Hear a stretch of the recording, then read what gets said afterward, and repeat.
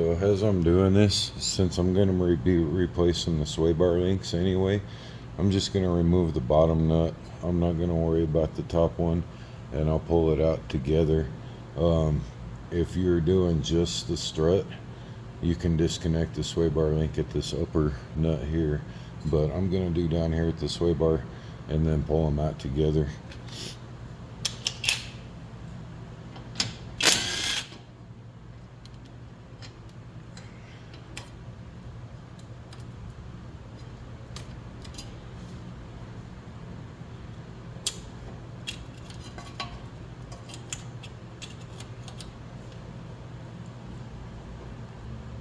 These sway bar links can be a bit of a struggle sometimes, so we'll see how this goes.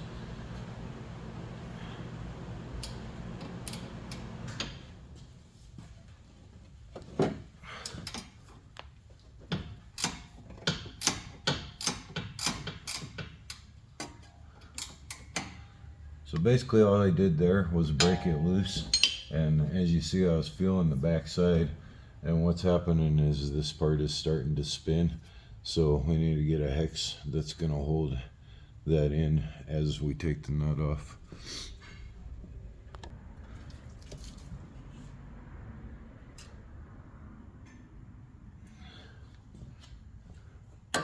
Okay, so when you use your hex socket, you want to make sure you get it in that hole really good and get that hole kind of cleaned out a bit, because otherwise you're going to strip it out if you only got a very little catch of it. So you don't want to do that. You want to make sure you got it in there as deep as it can go. So work it in there first a couple times. Make sure you're getting down in there.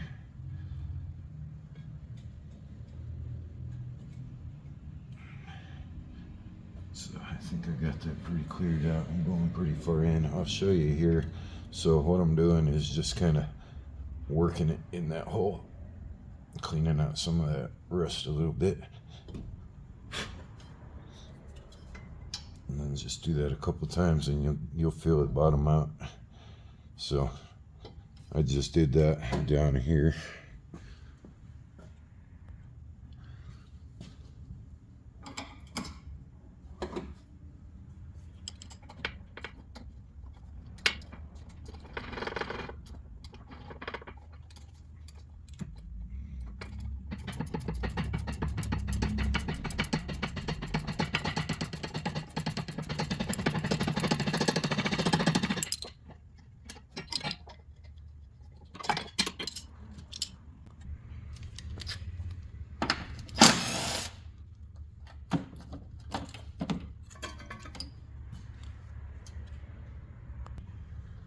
Okay, so let me give you a little hint right here.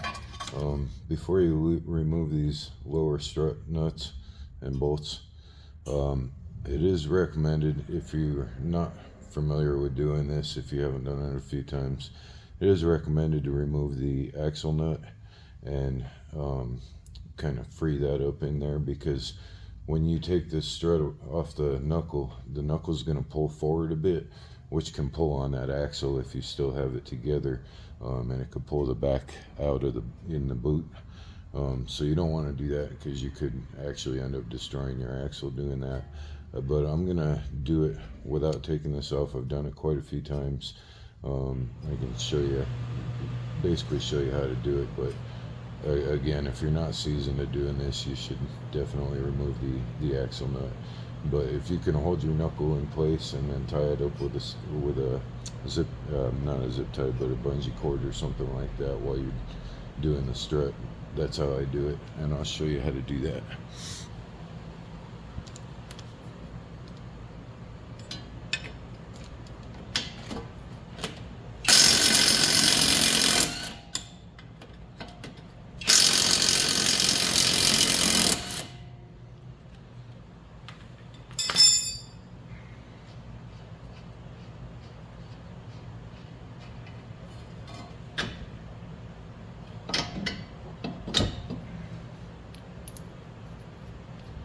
Make sure you keep track of your bolts and which direction they're going.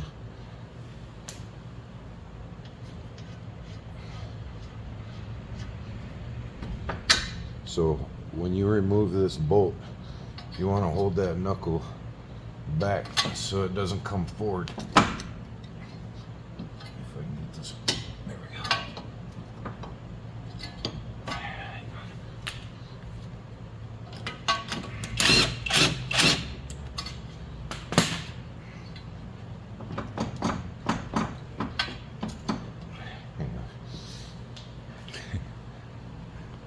Sometimes they can get a little stuck. So just pop that out. And then hold that there for a minute.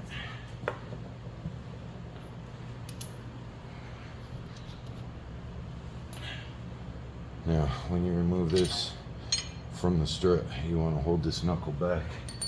So just keep some pressure on it a little bit and then pop the strut out. Okay, and see how I'm holding it back. Now, if I was to let go right now, this knuckle would fall forward and it pulls the back of that CV shaft and it can actually pull that joint out back there. So you want to hold it up. I use a little bungee cord or something, and I'll just find a place to zip tie it or to strap this down. See? And then it's not going to go anywhere. So now you take that nut off that you left loose up top there. So hold this. This strut gets kind of heavy, so grab that top nut and then lean it over a little bit. Pull it on down.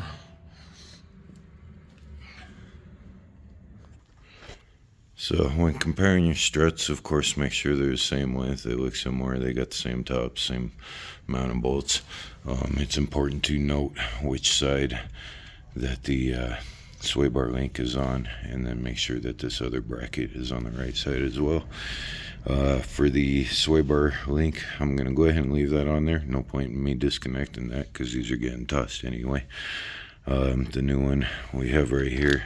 These are both Detroit axle parts. Here's the sway bar link part number. And this is going to be the same for both sides. Now the strut will be different for both sides. This is the left side, the driver's side.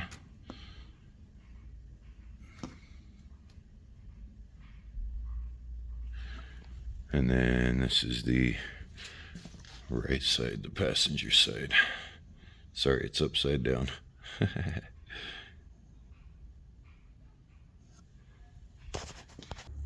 Alright, so before I set this strut in, I like to keep the nuts close by, but I hang on to one because when I slip this up there, you want to get one locked on right away so it's got something to support the strut while you do the rest. So I'm going to slide this in same way you took it out and line it up with those holes, and then reach up top and put one of your nuts on. Once you got that nut on, you can let it hang and then just go and put the other ones back in.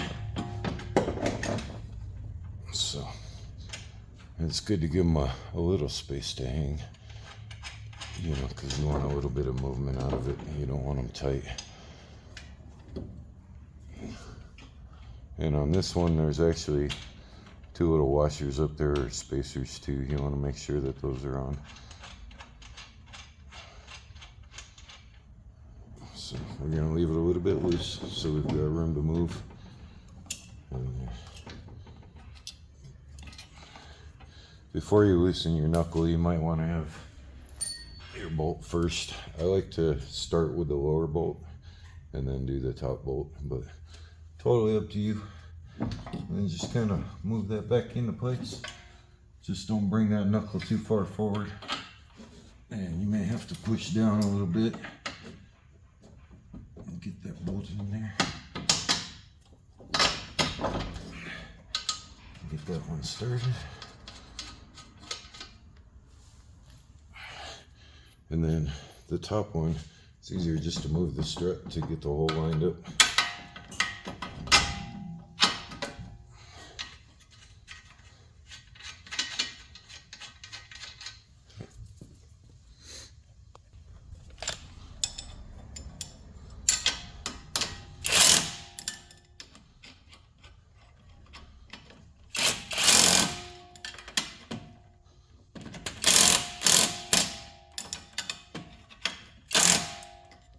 take them down too hard. You still want to torque them.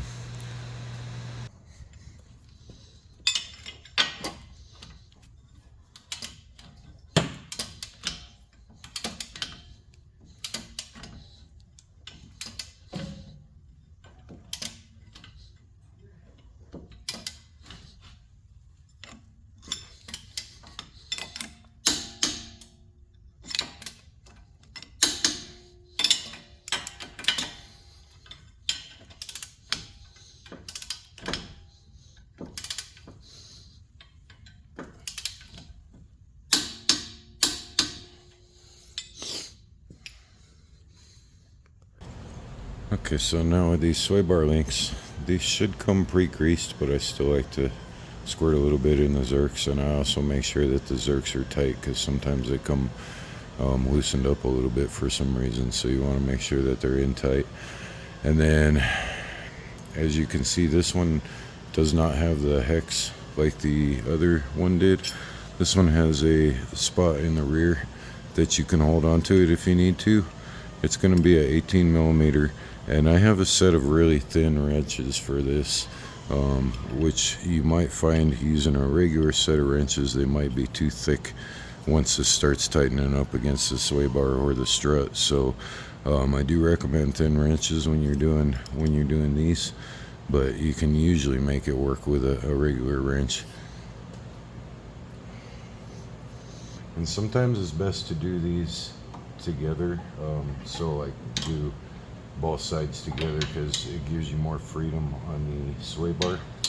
So like if you're unable to get them lined up, you can disconnect the other side and get the sway bar lined up. But these are lining up okay. So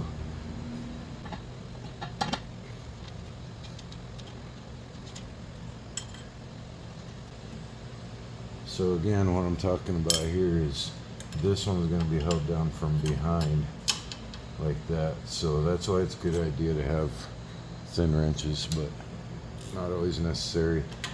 Sometimes you can take it all the way down without it actually spinning too. So we'll try that first. But you can see that one's already spinning.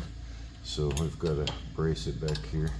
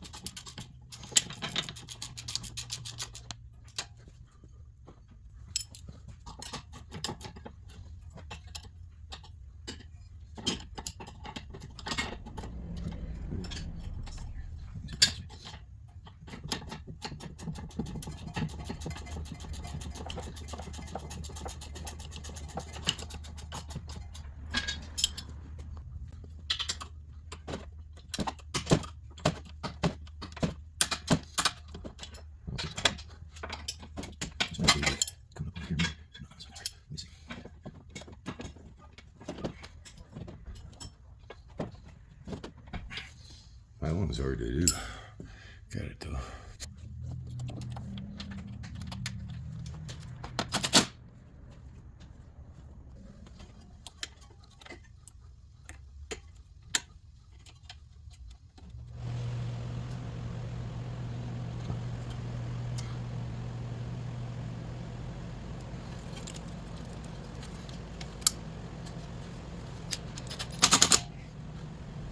And repeat on the other side. As for the upper bolts, I don't tighten those down until the car is down on the ground, because you still have to put that bar on anyway. So I'm not going to be as detailed on this side. I've got limited room on this side with the camera.